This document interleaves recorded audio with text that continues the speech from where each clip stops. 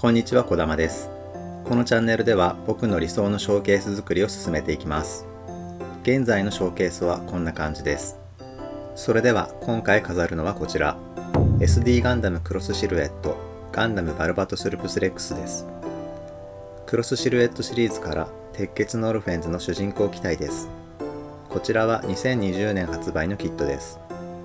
再販されても比較的早めにお店からなくなる印象があるので人気のキットだと思います。バルバトスルプスレックスは三日月オーガスの登場するモビルスーツで、モビルアーマーハシュマルとの戦闘により大破したバルバトスルプスを大規模改修したものです。バルバトスルプスレックスの外装などには略奪したハシュマルの残骸が流用されています。内容物はこちらです。クロスシルエットシリーズは SD フレームと CS フレーム、フレームを変えることで好みの頭身で組み上げることができるシリーズです。このシリーズのキットには基本的に SD フレームが付属していて、 CS フレームは別売りのキットを購入する必要がありますが、このバルバトスルプスレックスには両方のフレームが付属していて、好きな頭身で組むことができます。それぞれのフレームで組むとこんな感じです。皆さんはどちらが好みでしょうか。 SD フレームだと可愛らしくて、 CS フレームだとかっこいい印象になります。フレームが変わると頭身が変わるだけでなく、 CS フレームにすると肘や膝など可動箇所が増え、様々なポージングを取らせることができるようになります。たくさん動かして遊びたい人は CS フレームで組むとより楽しめると思います。キットを詳しく見ていきましょう。実はこのキット、知り合いの子供が作ってくれました。それで遊んでいた時に武器の持ち手部分を折ってしまったみたいです。そちらの修復の様子は後で紹介します。まずは SD フレーム、頭部、肩、腕の付け根、手首、それから腰、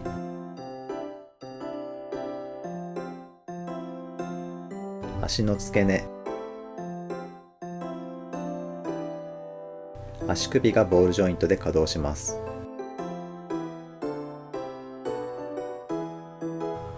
また肩のパーツは青いところが動いてくれるので、腕の可動範囲を少し広げてくれます。ただ SD フレームはあまり自由にポージングが取れるという感じではありません。次に CS フレーム。 SD フレームの時の可動箇所の他に、肩に引き出し可動、肘、膝の可動、それに足の付け根の構造が変わり、一転してよく動くなというキットに変わります。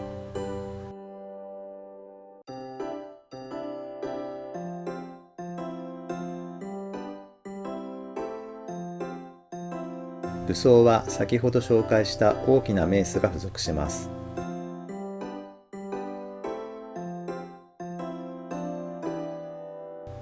このメースはハンドパーツを付け替えることで手に持たせることができます。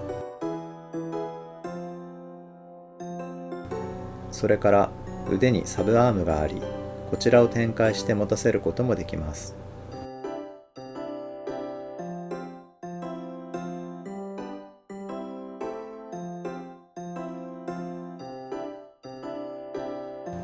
背中にはハシュマルから流用したテールブレードを装備しています。上下に稼働するほか、付属のリード線を使って発射状態を再現することができます。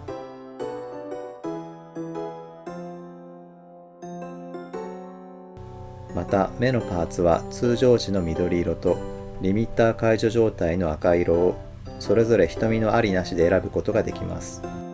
そういえばちゃんと緑色のパーツには緑の瞳シール、赤色のパーツには赤の瞳シールを貼ってくれていますね。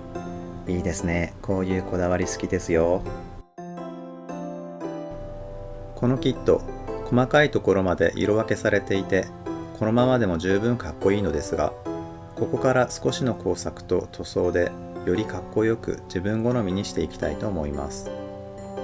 クロスシルエットシリーズは僕はいつも CS フレームで制作しているので、今回も CS フレームで制作していきます。配色はメタルロボット魂のバルバトスルプスレックスがかっこよかったので、そちらも参考にしながら SD 版メタルロボット魂を目標に塗装をしたいと思います。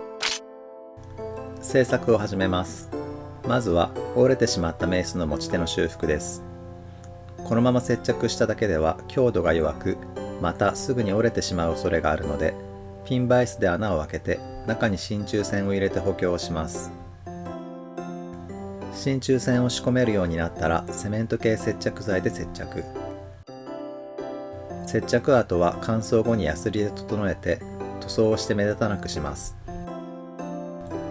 次に合わせ目消しをします。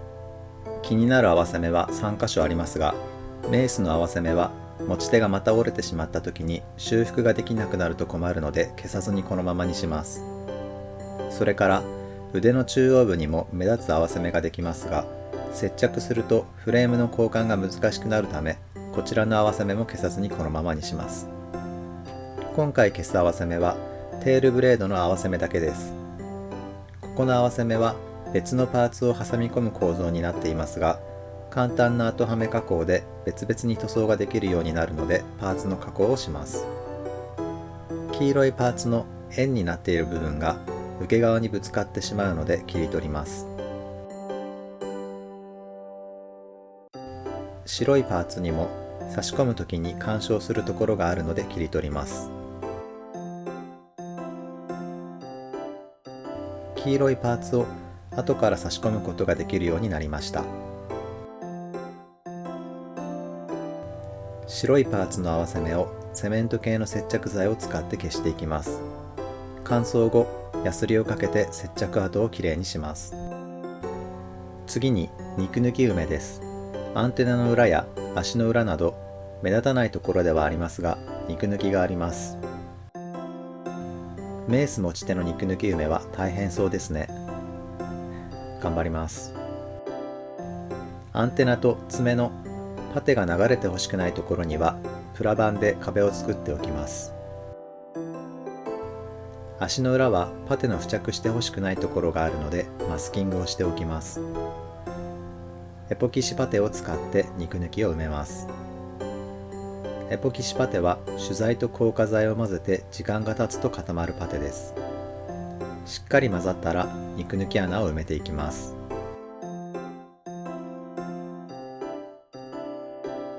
フレームの腕と頭部にも肉抜きがあったので埋めました。乾燥後、ヤスリをかけて表面を整えます。墨入れをした時にきれいに流れるようにタガネを使って筋彫りをします。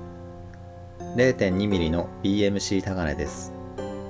優しく丁寧に筋彫りをしていきます。余計な傷をつけてしまわないように。パーツにヤスリをかけて整えていきます。合わせ目を消したところや乾燥したパテの他にゲート跡やパーティングラインにもヤスリをかけてきれいにしていきます。ヤスリをかけて汚れたパーツを超音波洗浄機で洗浄します。乾燥を待って塗装に入ります。塗装に入ります。塗装にはこちらの塗料を使います。タミヤエナメルの青、黄、白は緑色を作るのに使用しています。1回目の塗装です。エアブラシを使って塗装をしていきます。今回部分ごとに光沢、半光沢、艶消しに分けて仕上げます。光沢で仕上げるところはできるだけピカピカにしたいので、まず下地に光沢クリアを拭いて表面を滑らかにしておきます。暗い灰色の塗装です。黒と白の塗料を混ぜて作っていますが、継ぎ足しながら使っているので、どの塗料がどれくらいの比率で混ざっているのか分かりません。だいたいこんな感じで塗っています。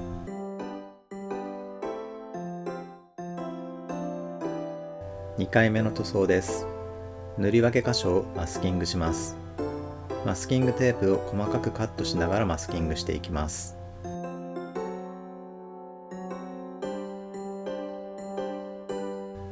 こんな感じにマスキングができました。サーフェーサーを吹いていないところは色の変化が分かりづらいですね。自分でも濡れているかなと思いながら塗装しています。この灰色も継ぎ足しながら使っています。マスキングテープを剥がします。きれいに塗り分けられました。2回目の塗装が終わりました。3回目の塗装です。最後のエアブラシ塗装です。成型色での色分けが細かくされているキットなので、塗装の工程が少なくて済みました。クロスシルエットシリーズは作りやすくていいですね。3回目の塗装が終わりました。マスキングで塗り分けが難しいところは筆塗りをします。筆塗り苦手なんですよね。僕はできるだけエアブラシで塗装をしたいです。へこんだ部分の筆塗りにはエナメル塗料を使います。乾燥後、はみ出たところをエナメル溶剤で拭き取ります。エナメル溶剤は下地のラッカー塗料を溶かさないので、上に塗装をしたエナメル塗料だけを拭き取ることができます。へこんだところのエナメル塗料は残るので、きれいに塗り分けができました。気持ちいいです。筆塗りが完了しました。墨入れをします。タミヤの墨入れ塗料を使います。はみ出してもいいのでバシャバシャと塗っていきます。この塗料はサラサラに薄められたエナメル塗料なので、エナメル溶剤で拭き取ることができます。いいですね。綺麗に墨入れができました。メタルロボット魂のバルバトスルプスレックスの左肩にある鉄火弾のマークが印象的だったので、ガンダムデカールを使って再現します。このデカールは水転写式のデカールです。水転写式のデカールはとても薄いので、貼り付けた時に段差が目立ちません。なるべく普通のシールよりも水転写式のデカールを使いたいです。数秒水に浸して少し待つとデカールが台紙から浮いてくるので、破れないように滑らせて貼っていきます。貼り付けるところには事前にミスターマークセッターを塗っています。これでより密着し、デカールが剥がれにくくなります。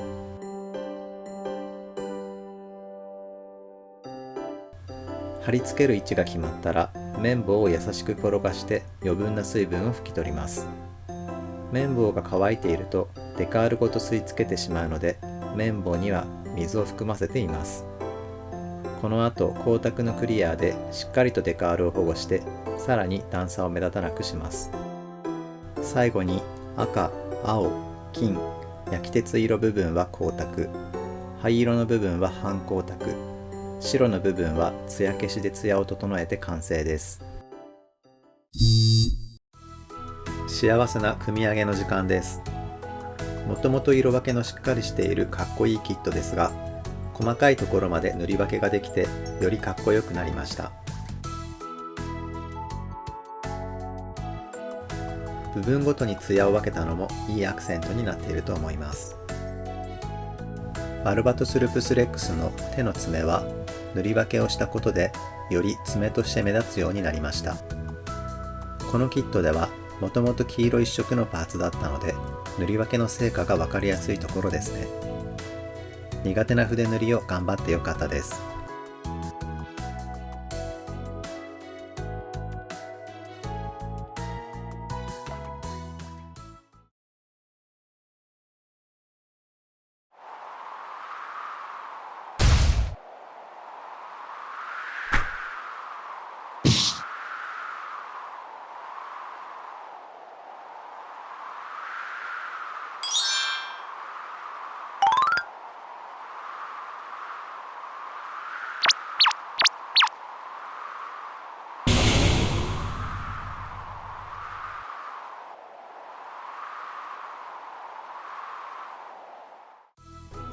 クロスシルエットシリーズは作りやすくてかっこいいのでおすすめのシリーズです。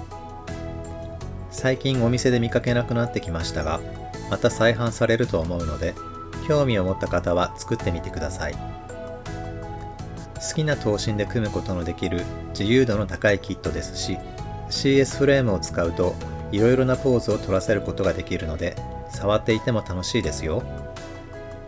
フレームやブースターなど周りの拡張キットが少し分かりづらいので、そこだけ少し注意してください。購入前にどの箱を買ったら何ができるのか一度調べてみるといいかもしれないです。それではまたお会いしましょう。小玉でした。